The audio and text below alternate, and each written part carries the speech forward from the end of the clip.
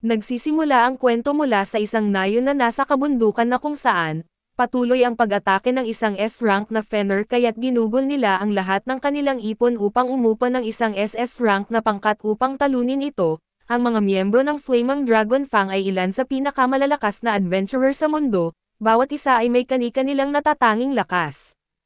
Subalit sa puntong iyon ay naroon si Kurt na ang tanging magagawa lamang ay ang mga gawaing bahay kaya't nagtago siya sa likod ng isang pader upang hindi masaktan, kaso si Kurt ang unang inatake ng Fenner pagdating nito kaya't siya'y tumilapon, at ang iba pang miyembro ng pangkat ay naghandang makipaglaban. Inutusan ni Gould si Bandana na pigilan ang Fenner kaya't inilabas niya ang kanyang wire at iginapos ito, ngunit isang segundo lang at nauntog ng Fenner ang kanyang likod sa pader at karaniwan. Si Bandana ay mananatili na lang sana sa wheelchair habang buhay pero dahil kasama nila si Marfais, siya'y nagamot agad sa loob ng ilang segundo at bumalik sa pagharap. Ginamit niya ang isang puno para maging angkla sa lupa at binigyan si Gould ng pagkakataon na asintahin ang ulo ng Fenrir kaya't tumalon siya at inatake ito gamit ang kanyang mahiwagang espada. Tuwang-tuwa ang mga taga-nayon sa pagkatalo ng Fenrir kaya't naghanda sila ng piging para sa pangkat kahit halos wala na silang pera. Subalit lubos na ayaw ni Gould sa pagkaing pangmahirap at inutos niya kay Kurt na maghanda ng maayos na pagkain para sa kanya, at hiniling ni Bandana na gumawa siya ng isang espesyal dahil ito na ang huling araw na makakakain sila ng luto ni Kurt. Hindi naintindihan ni Kurt ang ibig sabihin nila roon kaya't tinanong niya si Gould para sa paliwanag at sinabi nito kay Kurt na simula ngayon, siya ay sisantehin na at di maintindihan ni Kurt kung bakit siya sisantehin kaya't tinanong niya siya kung may nagawa ba siyang mali. At sinabi nito na ang problema ay hindi sapat ang ginagawa ni Kurt. Totoo siya ang nag-aasikaso ng mga gawain ng pangkat ngunit bukod doon, siya ay ganap na walang silbi sa labanan at ang mga pangkat ay pinapayagan lamang magkaroon ng 4 na miyembro kaya kung nais nilang maging mas malakas, kailangan nilang palitan si Kurt ng isang makapangyarihang salamangkero o kahit man lamang isang taong kayang lumaban. Nakiusap si Kurt na hayaan siyang manatili sa pangkat ngunit sinipa siya ni Gould sa tiyan dahil sawa na siya sa pagrereklamo ni Kurt, hindi na nila siya kailangan at iyon na ang huling desisyon at kinabukasan, umalis si Kurt sa nayon mag-isa at walang patutunguhan at walang laman ang kanyang wallet na mas walang laman pa kaysa sa kawalan. Sa kalaunan ay nakarating si Kurt sa lungsod ng Sa at halos ubos na ang kanyang mga barya kaya kailangan niyang makahanap agad ng bagong trabaho. Nakita niya ang isang ahensya para sa pansamantalang trabaho at nagpasya siyang subukan ito. Pagpasok niya ay sinalubong siya ng resepsyonista at tinanong siya kung nandoon siya upang umupa ng tao o maghanap ng trabaho. Matapos sabihin ni Kurt na naghahanap siya ng trabaho, ipinaalam sa kanya ng resepsyonista na kailangan niyang sumailalim sa isang panayam at pagsusulit sa kakayahan muna. Hiningi sa kanya ang pangunahing detalye tulad ng kanyang pangalan, edad at bayang pinagmulan kaya sinabi niya na ang pangalan niya ay Kurt Rockins, 15 taong gulang, at siya ay mula sa nayon ng Hash sa Shin Mountains. Hindi alam ni Kel na may nayon sa mga bundok na iyon kaso nagpatuloy siya sa pagtatanong tungkol sa kanyang kasaysayan sa trabaho. Sinabi ni Kurt na siya ay bahagi ng Flaming Dragon Fang ngunit ang ginagawa niya lamang para sa kanila ay mga pangunahing gawaing bahay at kamakailan lang siya ay sinibak. Nagulat si Kel na malaman na si Kurt ay bahagi ng S-rank na pangkat at kahit na hindi siya masyadong nakatulong sa kanila, ang pagkakaroon ng pangalan ng pangkat sa kanyang aplikasyon ay tiyak na makakatulong sa kanya na makahanap ng bagong trabaho. Natuwa si Kurt na marinig ito at ang kailangan na lang niyang gawin ay makumpleto ang pagsusulit sa kakayahan upang malaman ni Kel kung ano ang kanyang mga lakas at kahinaan. Ang mga kakayahan sa mundong ito ay mga regalo na ibinigay ng Diyos at kung maswerte si Kurt, maaari niyang matuklasan ang isang nakatagong talento ngayong araw. Ang mga kakayahan ay may grado mula G-rank hanggang sa Trip S-rank at napakalaki ng pagkakaiba ng mga grado sa kakayahan, na ang isang may G-rank sa kasanayan sa espada ay bahagya lamang makakaswing ng espada, habang ang isang may A-rank sa kasanayan sa espada ay madaling makakahati ng bato. Nasasabik si Kurt na malaman kung mayroon siyang talento ngunit sa kasamaang palad, ang bawat combat aptitude sa kanyang papel ay nasa G-rank kaya wala siyang pag-asa na kumuha ng anumang role sa labanan. Nawalan ng pag-asa si Kurt kaso sinabi sa kanya ni Kel na may pagkakataon pa rin na maaaring magaling siya sa isang trade skill tulad ng alchemy o pagpapanday, bagaman ang technician na humahawak ng mga pagsusulit sa kakayahan ay kasalukuyang nasa bakasyon kaya kailangan bumalik ni Kurt sa susunod na linggo para sa pagsusuri. Sinabi niya na hindi siya magtatagal dahil isang piraso na lang ng tinapay ang layo niya sa pagiging walang pera kaya kailangan niyang makahanap ng trabaho ngayon din. Naintindihan ni Kel ang sitwasyon ni Kurt kaya't hiniling niya kay Kurt na subukang buhatin ang isa sa mga sandbag doon. Sinubukan ito ni Kurt at nang hawakan niya ang bag at nakaramdam siya ng kakaibang sensasyon, halos parang hinigop ng buhangin ang kaunti niyang mana at gayunpaman, naibsan niya ang bag at dahil sapat ang lakas niya para doon at naisip ni Kel na kaya niyang humawak ng trabaho sa konstruksyon. Binanggit niya kay Kurt na ang Margravate ng Tone ay kasalukuyang nangangailangan ng mga manggagawa para tumulong sa pagkukumpuni ng mga pader ng lungsod, kaya maaari siyang makakuha ng trabaho doon kung siya'y magsusulat ng liham ng rekomendasyon para sa kanya. Nagpapasalamat si Kurt sa tulong niya kaya't agad siyang tumungo upang makipagkita sa Margrave. Nakita ng Margrave ang liham na nagsasabing nais magtrabaho dito si Kurt ngunit sa totoo lang ay hindi niya iniisip na kayang hawakan ni Kurt ang trabaho sa konstruksyon, pero kailangan niya ang lahat ng tulong na maaari niyang makuha kaya nagpasya siyang bigyan si Kurt ng pagkakataon. Inutusan niya si Kurt na haluin ang ilang semento at gamitin ito para kumpunihin ang pader at ang kanyang bayad ay ibabase sa dami ng kanyang nagawa. Babalikan ng Margrave si Kurt mamaya para tignan ang kanyang progreso at sinabi niya kay Kurt na kailangan niyang magsimula na agad, dahil kung hindi niya nagamit ang kahit kalahati ng isang bariles ng semento sa oras na bumalik ang Margrave, magiging mababa ang kanyang bayad. Nais magtanong ni Kurt dahil hindi nabanggit ng Margrave ang tungkol sa pagbuhos ng mana sa semento upang patibayin ito, kaso nagpasya siyang manahimik dahil baka pangkaraniwang kaalaman na ito, gayunpaman ay nagulat siya na ang kota ay kalahati lamang ng bariles ng semento dahil mukhang napakadali nito. Kaya't nagpasya si Kurt na gamitin ang kasing dami ng semento na kaya niya bago bumalik ang Margrave. Pagbalik ng Margrave ay nagulat siya na nakita niyang tapos na ni Kurt ang isang buong seksyon ng pader, humingi ng tawad si Kurt sa kanya dahil maaari pa sana siyang gumawa ng higit ngunit naubos na ang semento niya sa kalagitnaan. Nahihirapan pa ring paniwalaan ng Margrave na talagang nakumpuni ni Kurt ang mahigit sa 1/4 ng malaking kanlurang pader kaya tinanong niya si Kurt kung paano niya nagawang ayusin ang tuktok ng pader at ipinaliwanag niya na hinagis niya lang ang semento doon at gumamit ng isang stick para mapantay ito. Karaniwan ay tatawagan ng Margrave si Kurt dahil imposible ang tunog noon at nakita ni Kurt na kahit papaano ay nagawa niyang magtagumpay kaya't dapat siya ay nagsasabi ng totoo. Tinanong siya ng Margrave kung gaano katagal niya balak magtrabaho doon, at sinabi ni Kurt na kailangan niya lang ng trabaho sa loob ng 1 linggo. Natuwa ang Margrave na marinig ito at iginiit kay Kurt na sapat na ang nagawa niya para sa araw na iyon kaya maaari na siyang umuwi. Wala siyang sapat na pera sa kanya upang bayaran si Kurt para sa lahat ng trabaho na nagawa niya, kaya binigyan niya ito ng isang maliit na supot ng pera at nangako na ipapadala ang natitira sa pamamagitan ng temp agency. Namangha si Kurt dahil mas marami ang pera sa maliit na supot kaysa sa kanyang kikitain noon habang nagtatrabaho siya sa partido ng mga bayani. Sa susunod na ilang araw ay patuloy na masipag na nagtrabaho si Kurt sa pagkukumpuni ng pader, ngunit bigla ang sinabi sa kanya ng Margrave na siya ay tanggal na. Nagtaka si Kurt kung bakit, kaya ipinaliwanag ng Margrave na ang pagkukumpuni ng pader ay upang magbigay ng trabaho sa mga taong nasa kahirapan, ngunit masyadong mahusay si Kurt kaya't kung patuloy siyang magtatrabaho doon ay wala nang matitirang trabaho para sa iba.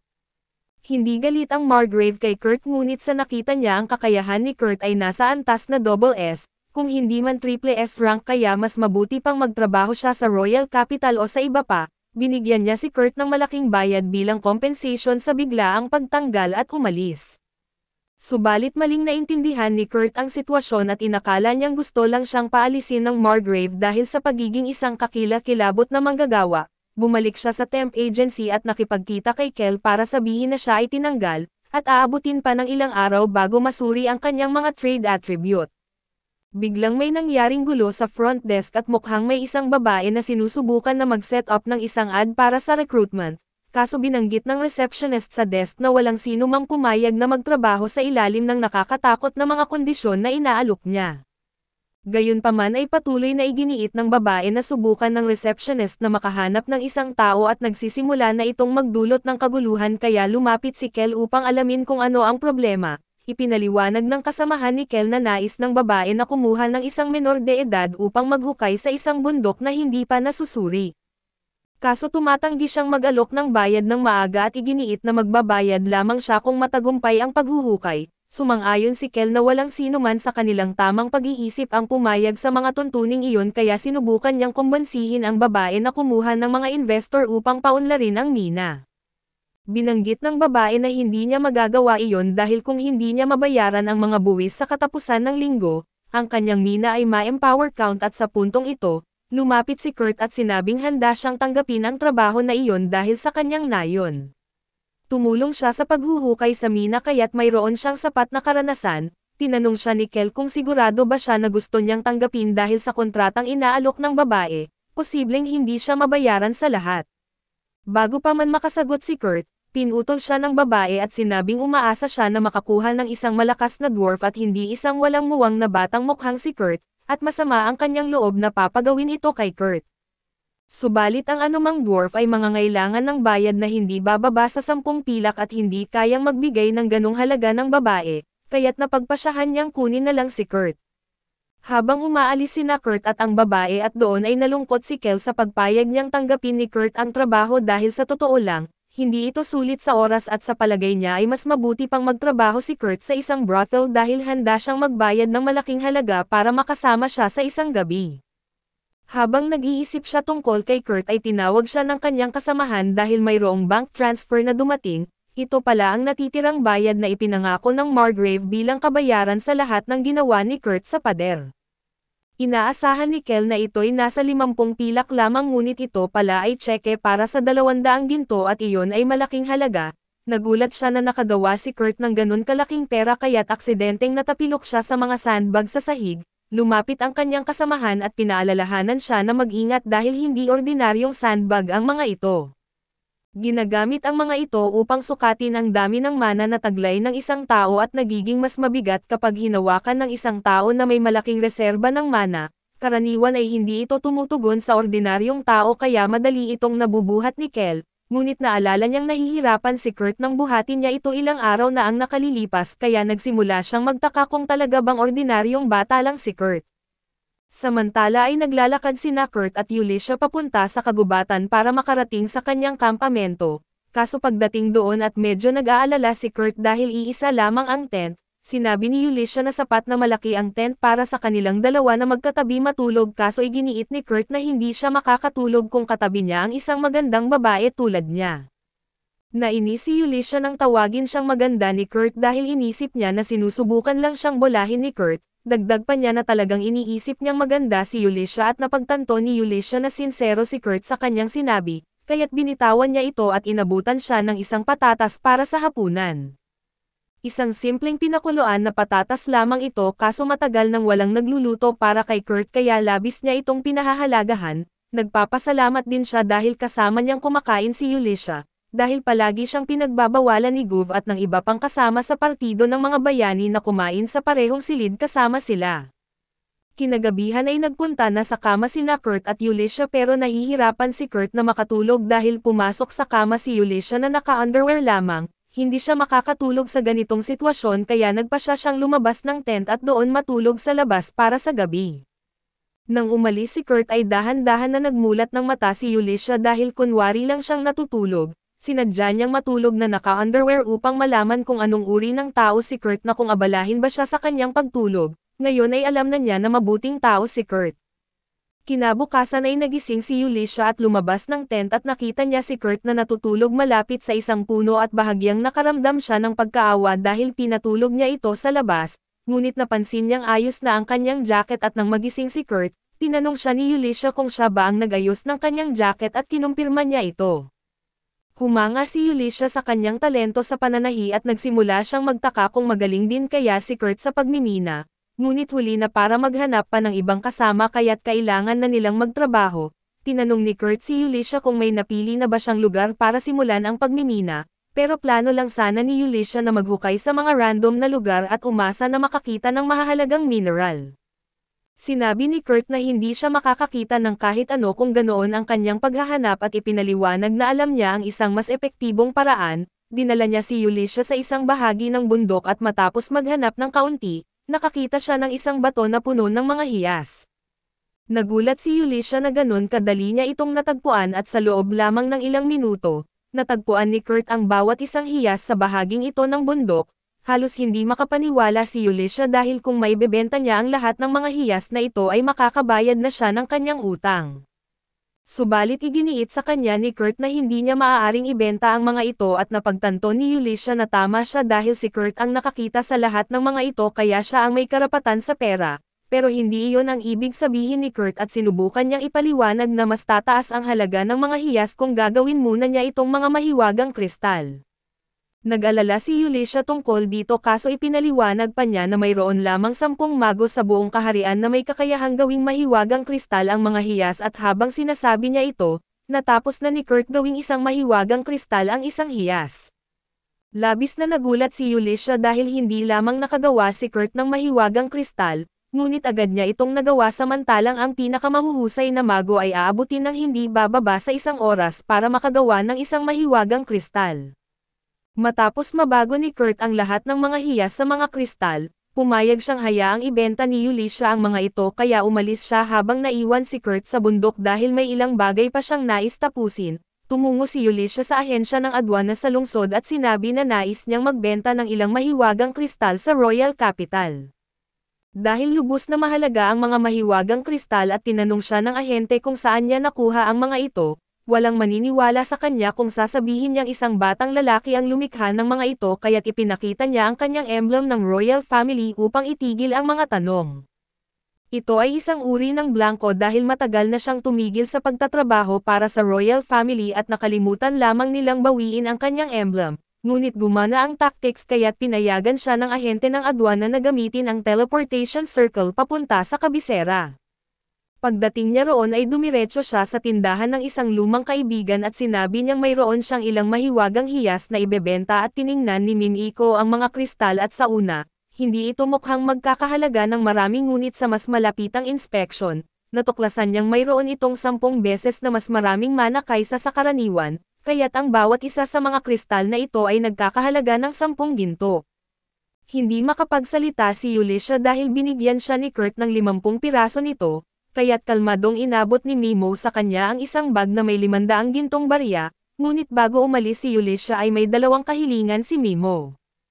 Una, nais niyang ipapangako ni Yulisha na ibebenta lamang ang mga kristal na tulad nito sa tindahang ito dahil magiging sakuna kung ang mga kristal na ganito kalakas ay malayang makakalat ng walang regulasyon. Pangalawa ay nais niyang malaman ang pangalan ng taong lumikha ng mga kristal. Pumayag si Yulisha sa unang kondisyon, ngunit sinabi niyang hindi niya masasabi kay Mimiko ang pangalan ng tagalikha ng mga kristal dahil kailangan muna niyang hingin ang pahintulot nito. Si Mimiko ay isang court mage para sa Royal Family kaya sinubukan niyang gamitin ang kanyang posisyon para utusan si Yulisha na ibigay ang impormasyon tungkol sa mahiwagang mago, kaso dahil hindi na nagtatrabaho si Yulisha para sa Royal Family at hindi siya obligadong sumunod kay Mimiko. Napagtanto ni Mimiko na hindi niya mapipilit si Yulisha na ibigay ang impormasyon kaya hiniling niya na tiyakin ni Yulisha na hindi lilipat sa ibang bansa ang mago. Gusto rin niyang sabihin ni Yulisha sa kanya na kung pumayag siyang magtrabaho para sa Royal Family, handa si Mimiko na bigyan siya ng titulo ng count at buong access sa Royal Research Lab at lahat ng benepisyo nito. Pagkatapos ay umalis si Yulisha sa tindahan ni Mimo at kinabukasan, bumalik siya sa bundok para makipagkita kay Kurt, ngunit nagulat siya na makitang nagtayo si Kurt ng isang buong bahay sa panahong wala siya. Nagpaliwanag si Yulisha na gusto ng isang kaibigan niya na kunin si Kurt bilang isang maharlikang salamangkero kung tatanggapin niya ang posisyon. Kapag tinanggap niya ito ay ituturing siyang isang maharlika kaya't sigurado ang magandang sahod at mga benepisyo, kahit ano paman. Nahihirapan maniwala si Kurt na talagang inaalok siya ng ganitong kahangahangang trabaho subalit tiniyak sa kanya ni Yulisha na totoo ang alok. Tinanong niya si Kurt kung ano ang gusto niyang gawin, ngunit sinabi ni Kurt na tatanggihan niya ito. Hindi makapaniwala si Yulisha na tatanggihan ito ni Kurt dahil ang sino man ay tatalon sa pagkakataong maging isang maharlikang salamangkero, at kahit sino ay nagulat dahil ang dahilan ni Kurt sa pagtanggi ay walang kwenta na iniisip niya na hindi siya karapat-dapat sa isang posisyong maglalagay sa kanya sa itaas ng ibang tao at umaasa pa rin siyang bumalik bilang tagagawa ng gawain ng Flaming Dragon, kahit na kailangan niyang magmakaawa para muling tanggapin. Ngayon tungkol sa grupo ng Flaming Dragon ay binubugbog sila ngayon ng isang halimaw na puno, hindi magamit ni Galova ang kanyang mahika ng apoy kaya hiningi niya kay Marlapist na pagalingin siya. Matagal na niyang sinusubukan na gawin iyon kaso hindi gumagana ang kanyang mahika ng pagpapagaling tulad ng dati. Hiniling ni Galova sa bagong lalaki na magpalabas ng mahika ng apoy para talunin ang puno, subalit hindi alam ng bagong lalaki kung paano gamitin ang mahika ng apoy at trabaho naman talaga iyon ni Galova. Nawala ang kimika ng grupo nang wala si Kurt para panatilihing buo sila at si Banden lang ang nakakapansin na gumuguho na ang grupo. Bumalik kay Kurt. Ang kanyang trabaho pa rin ay tumulong kay Yulisha sa pagmimina ng mga hiyas dito at sinabi niya sa kanya na nakahanap siya ng magandang hiyas kahapon kaya makakakuha siya ng mas marami pa para sa kanya. Nagpapasalamat si Yulisha sa kanyang sigasig pero nag-aalala siya na baka pagod si Kurt sa lahat ng trabaho niya kahapon. Gayunpaman ay sinabi niya sa kanya na huwag mag-alala dahil nakatulog siya ng 6 na oras kagabi. Nagulat si Yulisha nang marinig ito at sinimulan niyang mag-isip kung paano nakapagtayo si Kurt ng isang buong bahay at nakakuha pa ng 6 na oras na tulog, ngunit inakala ni Kurt na nagagalit si Yulisha dahil sa sobra niyang tulog kaya humingi siya ng paumanhin at sinabing babawi siya sa kanyang pagiging tamad. Talagang kailangang ipaliwanag ni Yulisha ang lakas ni Kurt sa kanya balang araw, kaso hindi niya alam kung paano ito sasabihin kaya nagpatuloy na lang sila sa pagmimina. Itinuro ni Kurt kay Yulisha ang lugar na kanyang natagpuan at bagaman mukha itong karaniwang bahagi ng kagubatan. Binanggit niya kay Yulisha na dapat makahanap siya ng magagandang hiyas doon, kaso binalaan niya itong huwag maghukay ng lampas sa 500 metro na parang ito'y aksidenteng magagawa. Pagkatapos ay naglakad na siya palayo kaya tinanong siya ni Yulisha kung saan siya pupunta at ipinaliwanag ni Kurt na patungo siya sa ibang lugar ng pagmimina at magkikita sila muli mamaya.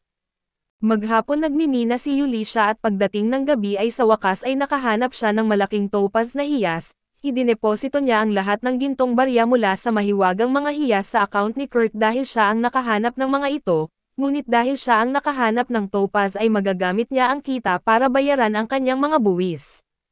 Malamang na makumbinsi pa niya si Kurt na gawin itong mahiwagang hiyas para kumita pa siya ng mas maraming pera. Kaso pinili niyang hindi ito gawin dahil ayaw niyang samantalahin ang kabaitan ni Kurt. Nagsasalita tungkol kay Kurt ay nagpasya siyang tingnan kung ano ang kalagayan niya at batay sa nakita niya sa kanya, alam niyang mag-o-overboard ito. Subalit hindi inaasahan ni Yulisha na magtatayo si Kurt ng isang buong sistema ng tunnel sa loob lamang ng 8 oras. Sa huli ay lumabas si Kurt at sinabi niya kay Yulisha na sa kasamaang palad ay kaunti lamang ang nahanap niyang hiyas na kanyang hinahanap. Ang iba pang nakita niya ay mga walang kwentang bato lamang kaya plano niyang itapon ang mga ito pagkatapos niya dito. Tiningnan ni Yulisha ang mga bato sa kariton at mukhang masyadong magaganda ang mga ito para ituring na walang halaga, kaya tinanong niya si Kurt kung ano ang mga ito at ipinaliwanag ni Kurt na ang mga iyon ay methylores, kaso sa nayo ni Kurt ang mga ito ay karaniwan lang sa mga minahan kaya itinatapon lang nila ito kapag nakakita sila. Walang masabi si Yulisha sa kanyang narinig at bukod sa gusto niyang malaman kung anong klase ng nayon ang pinanggalingan ni Kurt, tinanong niya si Kurt kung anong hiyas ang hinahanap niya kung itinuturing niyang basura ang mithril. Inilabas ni Kurt ang isang maliit na bato at sinabi niya kay Yulisha na hinahanap niya ang auric alum pero nakahanap lamang siya ng sapat para punuin ang isang maliit na kahon. Kilala ang auric alum bilang metal ng mga Diyos kaya kahit 1 gramo nito ay nagkakahalaga ng milyon-milyon. Casual lang na nakahanap si Kurt ng isang kahon ng bagay na ito at walang ideya si Yulisha na maaaring makita ang auric alum sa mga lugar na tulad nito, ngunit sinabi ni Kurt sa kanya na maaari niya itong mamina kahit saan na kailangan niya lang maghukay ng 8 kilometro sa lupa para makuha ito. Nagpasya si Yulisha na tama na ang pagmimina para sa araw na iyon at dahil sa masakop ng topaz na kanyang nakita ang kanyang mga buwis, tapos na ang kontrata niya kay Kurt at nangangahulugan ito na kailangan ng maghanap ni Kurt ng ibang trabaho dahil wala pang nagsasabi sa kanya tungkol sa bundok ng ginto sa kanyang bank account. Habang papunta si Kurt sa ahensya ay nakasalubong niya si Bandana. Natuwa siya na makita siya ngunit nagtanong siya kung ano ang ginagawa niya roon. Binanggit ni Bandana na hindi na siya bahagi ng Flaming Dragon pero mayroon pang ibang kwento bukod doon. Pagkatapos ng kanilang delikadong misyon, nagpunta si Galova sa isang 5-star hotel na restaurant para kumain ng masarap na pagkain pero kumpara sa pagluluto ni Kurt, parang basura ang lasa ng lahat ng pagkain doon. Nagngit-ngit sa galit si Galova kaya't sinira niya ang lugar at umalis nang hindi nagbabayad. habang naglalakad siya sa isang eskinita at nakasalubong niya si Bandama at sinabi niya rito na sobra na ang pagkasira niya sa restaurant, ngunit ang tanging inaalala lang ni Galova ay ang pagkakaroon ng masarap na pagkain kaya inutusan niya si Bandana na hanapin si Kurt at pilitin siyang bumalik kahit na kailangan pang baliin ang mga buto niya para magawa ito. Maliwanag na nawawala sa katinoan si Galova kaya hindi na nakipagtalo si Bandana. Inagaw niya ang kristal ng teleportation ni Galova at tumakas sa eskinita at habang umaalis siya, nakita niya ang mga gwardya ng lungsod na papalapit sa lokasyon ni Galova at kung walang teleportation ng kristal ay tiyak na maaresto siya dahil sa ginawa niya sa restaurant. Dagdag pa ay tinawag si Marl ng simbahan kaya opisyal nang natapos ang grupo ng Flaming Dragon, bagamat hindi niya sinabi ang lahat ng detalye tungkol sa pagkalugmok ni Golnova. Nadismaya si Kurt nang marinig na nabuwag na ang Flaming Dragon dahil ibig sabihin hindi na siya makakabalik pa.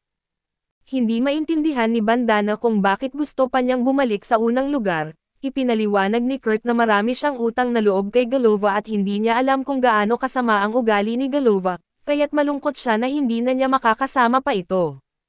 Si Bana sa kabilang banda ay hindi talaga nagmamalasakit kay Galova dahil takip lamang ito upang mabantayan si Kurt, dahil papunta si Kurt sa ahensya at inisip ni Bandana na ligtas na ipapalagay na naghahanap siya ng trabaho at kung ganoon nga, may perpektong trabaho siya para kay Kurt.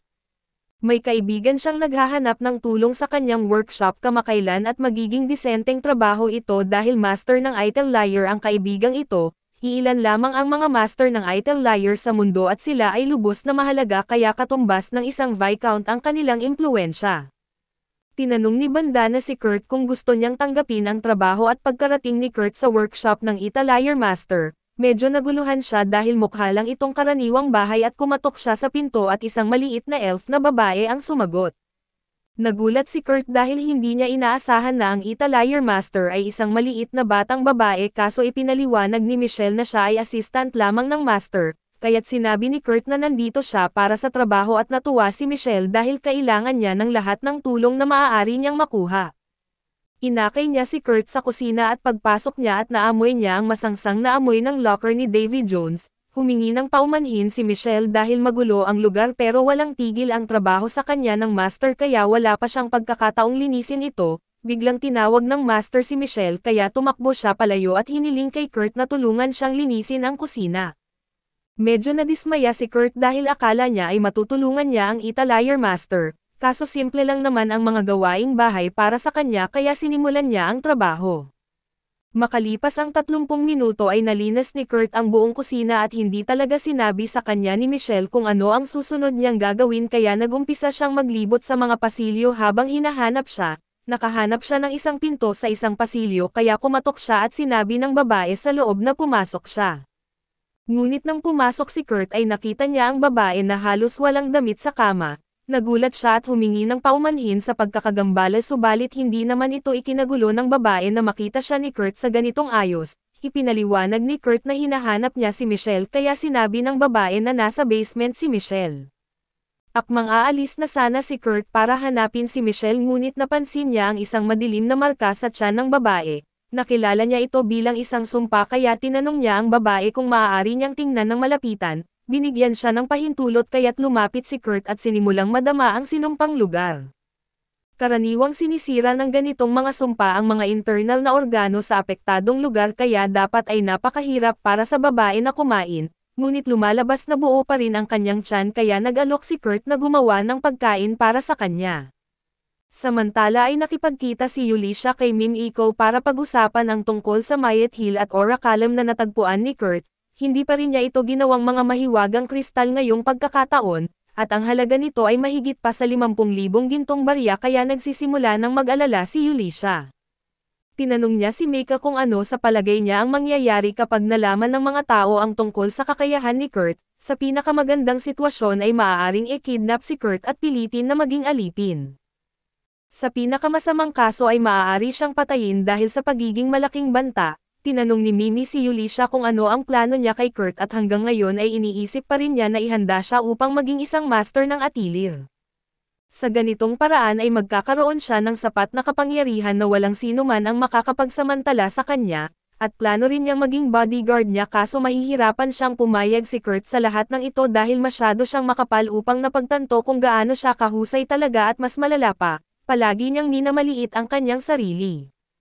Kailangan gawin ni Yulisha ang isang bagay bago pa mapahamak si Kurt, samantala ay katatapos lang ni Kurt magluto ng lugaw para sa babaeng nakilala niya kanina nang biglang lumabas sina Michelle at ang master ng itilir na si Elia mula sa basement. Pareho silang nagulat na hindi na isang panganib sa kalusugan ang kusina at lalo na nanalinis ito ni Kurt sa maikling panahon. Napansin ni Elia na nagluluto si Kurt ng lugaw kaya ipinaliwanag ni Kurt na sinabi ng babaeng nakilala niya sa isa sa mga kwarto na siya ay gutom. Mukhang may pag-aalala si Elia na nakilala ni Kurt ang babaeng iyon kaya pinapangako niya kay Kurt na huwag sabihin kahit kanino ang tungkol sa kanya. Nangako si Kurt kaya sinabi ni Elia na maaari na siyang umuwi sa araw na iyon at binigyan siya ng 3 pilak na barya. Nagulat si Kurt na binabayaran siya ng ganun kalaki para lang sa paglilinis ng kusina, kaso binanggit niya na nararapat ito dahil sa sipag ng kanyang trabaho at hiniling sa kanya na bumalik kinabukasan.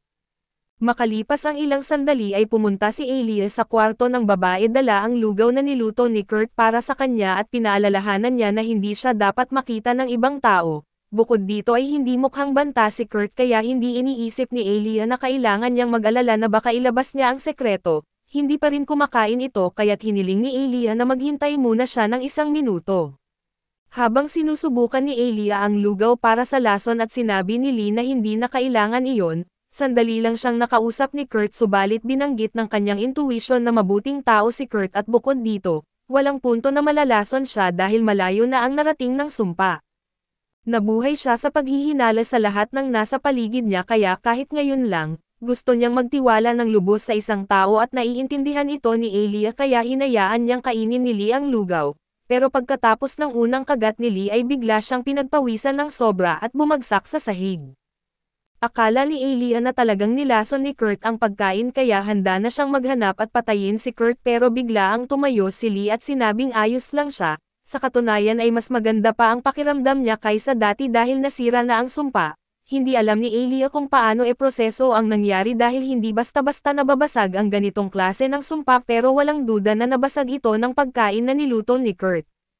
Sa parehong sandaling iyon ang lihim na organisasyon na naglagay ng sumpa kay Lee ay nagpulong dahil nalaman nila na nabasag ang sumpa. Umaasa sila na gagamitin ito para patayin si Lee mula sa malayo. Ngunit ngayon ay kailangan nilang gumamit ng mas radikal na mga hakbang. Kinalaunan ng gabing iyon ay pumunta si Elia at Lee sa tindahan ni Mimi dahil may mahalaga silang pag-uusapan. Tinanggal ni Lee ang kanyang hood at pagkakita sa kanyang mukha ni na Mimi, nakilala nila siya bilang ikatlong prinsesa ng bansa. Ipinaliwanag ni Elia na ang malakas na sumpa ay inilagay kay Lee bilang tangka na patayin siya at di nila sigurado kung sino ang nasa likod nito. Kaso si Laze ang tanging anak sa pagitan ng hari at prinsesa Fran mula sa kaharian ng Gurumako, kaya ang kanyang pag-iral ay parang simbolo ng kapayapaan sa pagitan ng dalawang bansa at malinaw na sinusubukan ni Selma na magsimula ng digmaan. Natutuwa si Mimiko na ayos lang si Lee kaso nagulat siya na nagawa niyang wasakin ang napakalakas na sumpa mag-isa, gayunpaman ay sinabi ni Lee na hindi niya ito nagawa ng mag-isa. Ang sumpa ay talagang nabasag ng isang lalaking nagngangalang Kurt at pagkarinig sa pangalang Kurt ay nagulat sina Mimiko at Yulisha. Nakikita natin na si Alicia ay nahihirapan pa ring paniwalaan na ang sumpang matagal nang nagpapahirap kay Lee ay nabasag lang dahil sa isang mangkok ng lugaw. Sa ngayon ay alam na niya na nakakagawa ng mga kakaibang bagay si Kurt, pero iniwan niya lang ito mag-isa ng kalahating araw at naligtas agad nito ang prinsesa. Balak nilang gantimpalaan si Kurt balang araw dahil sa kanyang tulong pero bago iyon, iniisip ni Mimiko na mahalaga munang hanapin ang taong responsable sa sumpa. Karaniwan ay may mga kontra-sumpang spell sa kwarto ni Lisa kaya't siguradong may gumalaw sa mga ito bago siya nasumpa. 3 tao lang sa kaharian ang may access sa kwarto ni Lisa noon, si Son of Aris Katz ang general ng Royal Expedition Force, si Tristan Maynol, ang obispo ng simbahan at si Isidora ang ikatlong reyna ng kaharian. Gayunpaman ay hindi sila pwedeng basta-basta magbintang kaya kailangan muna nilang makakuha ng matibay na ebidensya bago sila kumilos. Iminungkahi ni Ophelia na maghanda sila ng bitag para mahuli ang salarin at may naisip na siyang plano.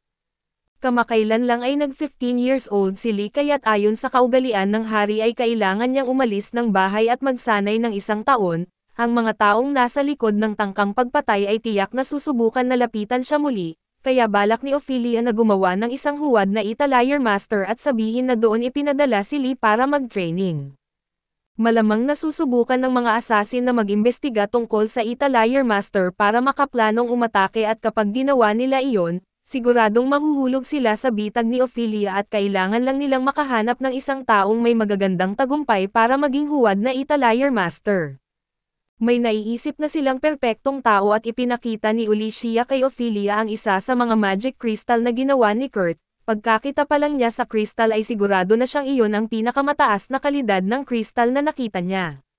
Samantala kinabukasan ay bumalik si Kurt sa bahay ni Ophelia para magtrabaho, pero pagdating niya ay may nakita siyang sulat sa pintuan na nagsasabing wala si Ophelia at nakasalubong niya si Michelle at tinanong kung ano ang nangyayari. Ipinaliwanag ni Michelle na pagkatapos umalis ni Kurt kahapon na bigla na lang lumabas si Ophelia kasama si Lee at mula noon ay hindi pa sila bumabalik. Dahil dito ay wala si Kurt magawa kaya umalis siyang dismayado at nagtungo sa guild para kumain. Habang kumakain siya ay narinig niya ang grupo sa katabing mesa na nagpapanik dahil nagkasakit ang kanilang porter, at kung wala ito, hindi nila makakaya ang kanilang susunod na misyon.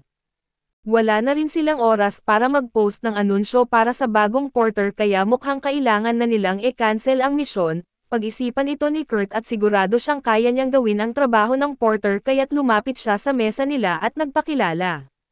Sabi niya ay narinig niya ang usapan nila at kahit na mahina siya sa labanan at tiwala siya na magiging kapaki-pakinabang siya sa grupo bilang porter, umalma si Senna sa ideya na magiging porter si Kurt dahil hindi raw kayang gawin ng isang payat na bata ang ganoong kabigat na trabaho. Pinalo siya ni Kurt sa ulo at humingi ng paumanhin kay Kurt sa bastos na asal ng kapatid niya pero kahit siya, hindi rin kumbinsido na kakayanin ni Kurt ang pagiging porter at isa kasi itong trabahong nangangailangan ng lakas, lalo na't ang misyon nila ay tungkol sa mga golem na may timbang na higit sa 200 kilo.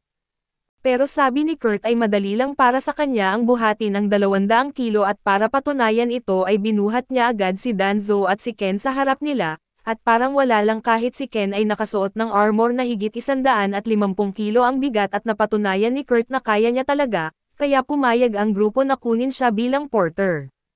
Habang papunta sila sa lugar ng misyon ay isa-isa silang nagpakilala kay Kurt. Si Ken ang heavy warrior ng grupo pero kahit may dala siyang espada at madalas ay kamay lang ang gamit niya at si Danzo naman ay isang samurai at si Senna ay isang ranger. May isa pa silang kasamahan pero kasalukuyang may sakit kaya kinailangan nilang kumuha ng kapalit na si Kurt. Ipinapaliwanag nila na natutuwa silang makasama si Kurt sa grupo at nagpasalamat naman si Kurt dahil binigyan nila ng pagkakataon ang isang inutil na gaya niya. Hindi nila maintindihan kung bakit niya sinabi iyon at dahil kung inutil siya, hindi niya basta-basta kayang mag-squat ng 400 kilo na parang warm-up lang kaya't inisip na lang nila na biro iyon ni Kurt. Nagpatuloy sa paglalakad ang grupo pero biglang napasigaw si Kurt dahil may umatake sa kanya. Agad silang lumingon para tulungan siya pero nagtaka sila nang makita nilang nakikipagbuno siya sa isang slime. Talagang natatarante si Kurt kaya sinabi ni Senna na kumalma siya at sirain lang ang core ng slime para mapatay ito. Sinubukan ni Kurt sundin ang payo niya pero nang subukan niyang tusukin ang core ng slime at hindi bumaon ang kutsilyo niya at sa halip ay sarili niya pa ang nasaktan, malinaw na hindi niya kayang patayin ang slime mag-isa kaya si Senna na ang tumapos dito para sa kanya, pero nagulat siya kung gaano kasama ang kakayahan ni Kurt sa pakikipaglaban. Binanggit naman ni Kurt na halos wala siyang laban na kakayahan pero hindi niya inakala na ganito ito kagrabe. Humingi ng paumanhin si Kurt dahil sa pagiging walang silbi pero sinabi ng lahat sa kanya na huwag siyang mag-alala dahil ang trabaho niya bilang porter ay dalhin ang mga gamit mula sa misyon, kaya pwede niyang iwan sa kanila ang lahat ng pakikipaglaban. Halos hindi makapaniwala si Kurt sa naririnig niya dahil kahit na pumapalpak siya ng todo at hindi naman sila nagagalit sa kanya, malayo ito sa throttle sa kanya noon sa Dragonfang, kaya masaya siya na nakahanap siya ng mga mababait na kasama. Kalaunan ay nakarating sila sa kuweba pero madilim sa loob kaya't naglagay si Senna ng glow moss para magbigay ng ilaw. Nang lumiwanag na ang kuweba at napansin ni Kurt ang dumi sa isang bato kaya tinanong niya si Senna kung dapat ba siyang mabahala. Binanggit ni Senna na galing iyon sa isang goblin at dahil mukhang sariwa pa at malamang may pugad ng goblin sa loob ng kuweba, medyo natarante si Kurt dahil kung hindi niya nga kayang patayin ang isang slime, lalong hindi niya kaya ang isang goblin. Pero sinabi ni Kurt na huwag siyang mag-alala dahil kaya nilang hawakan ang ilang goblin, gayunpaman kung makasalubong sila ng isang buong hukbo ng goblin ay tiyak na wala silang laban, kaya dapat nilang iwasan iyon sa lahat ng paraan. Nagpatuloy sila sa paglalakad papaloob ng kuweba at sa kalaunan ay nakarating sila sa ilang guho. Habang naglalakad ay napansin ni Kurt na may kakaiba sa isang pader at bigla namang nakakita si Senna ng isang goblin kaya agad niya itong tinangkang patayin pero huli na siya. Nakatawag na ng mga kasama ang goblin at ngayon ay naririnig na nila ang malalaking grupo ng goblin na papalapit mula sa harap at likod. Hindi nabanggit sa ulat na ganito karami ang mga goblin dito at ngayon wala na silang matatakbuhan, kaya humarap si Senna kay Danzo para tanungin kung may plano siya pero sa ganitong sitwasyon, ang tanging magagawa nila ay ihanda ang sarili sa isang marahas na kamatayan. Nagsalita si Kurt at binanggit sa lahat na nakakita siya ng isang lihim na daanan sa pader at napakagandang balita iyon pero kahit may daanan, hindi pa rin nila matatakasan ang mga goblin kung sabay-sabay silang tumakas dahil sa kailangan nila ng panggulo.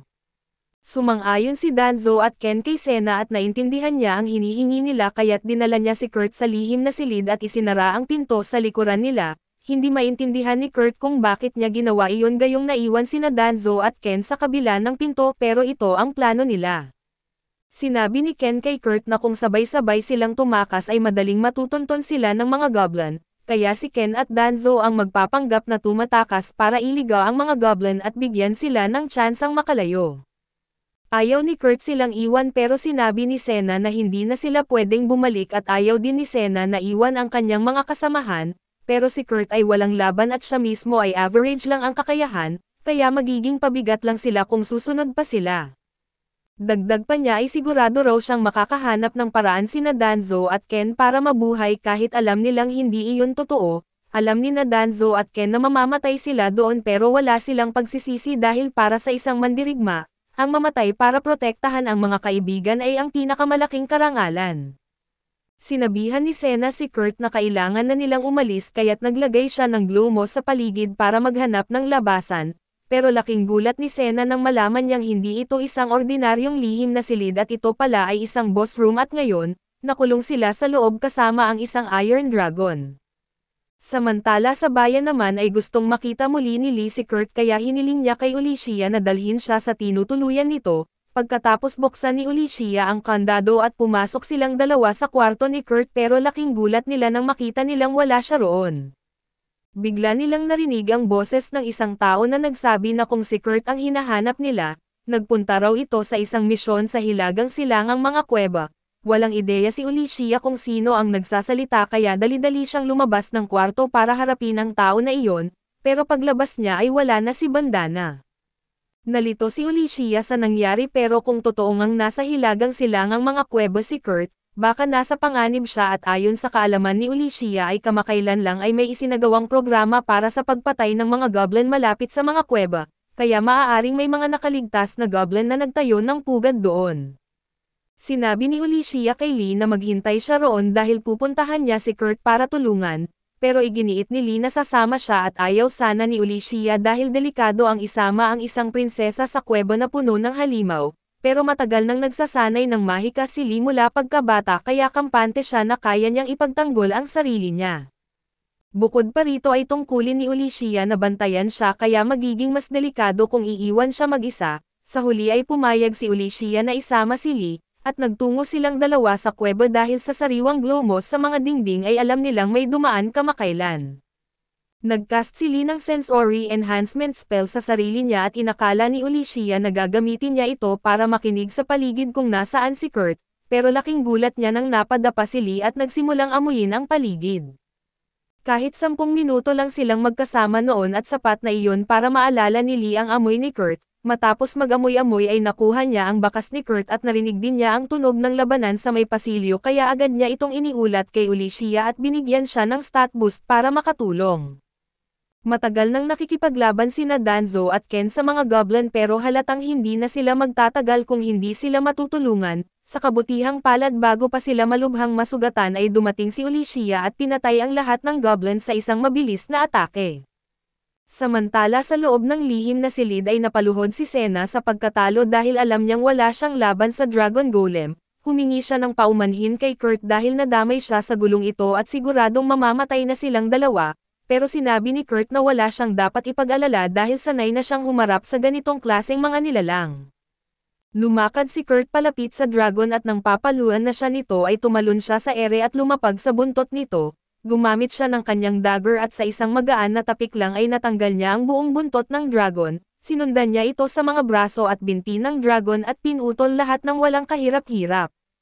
Halos hindi makapaniwala si Senna na ang gabay na hindi nga kayang pumatay ng isang slime ay ngayon ay kayang talunin ang isang dragon ng sobrang dali. Sa totoo lang ay medyo natatakot na siya kay Kurt pero hindi maintindihan ni Kurt kung bakit, dahil para sa kanya normal lang ang magmina ng mga golem. Biglang dumating si Olicia sa loob ng lihim na silid para tingnan kung ayos lang si Kurt at nakita niya itong nakatayo sa harap ng isang tambak ng piraso na dragon golem. Masaya si Kurt na makita siya roon at agad siyang nakiusap na iligtas ang kanyang mga kaibigan dahil baka nasa panganib pa sina Danzo at Ken. Pero sinabi ni Olicia na nailigtas na niya ang dalawa at kahit medyo nasugatan sila ay magiging ayos naman sila at ngayon naligtas na ang lahat, nagtipon-tipon sila sa loob ng lihim na silid para pag-usapan ang ilang bagay.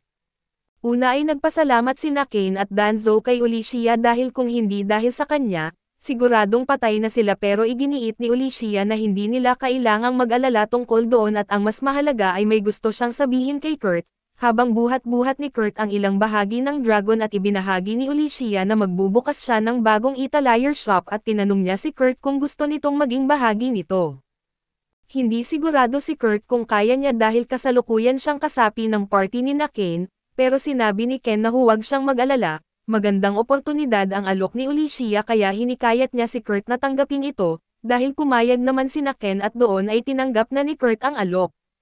Binanggit din ni Olicia na kailangan niyang kumuha ng ilang adventurer para protektahan ang Italier shop kaya tinanong niya sina Kurt at ang iba kung gusto nilang kunin ang posisyon, binanggit nilang ikatutuwa nila iyon. Dahil sa magandang balita, nagmungkahi si Kurt na magparty sila pagbalik nila sa bayan at dahil napag-usapan na rin ang bayan, pinaalalahanan ni Olicia si Kurt na ipa-appraise ang kanyang mga kakayahan pagbalik niya sa agency dahil nakahanap na siya ng taong gagawa nito para sa kanya. Ilang oras matapos noon ay dumating si Kurt sa agency at ipinakilala siya kay Mimiko. Sinabi ni Mimiko na isa siyang Royal Court Mage at marami na siyang narinig tungkol sa mga kahangahangang kakayahan ni Kurt kaya narito siya para magsagawa ng appraisal sa mga non-combat skills ni Kurt.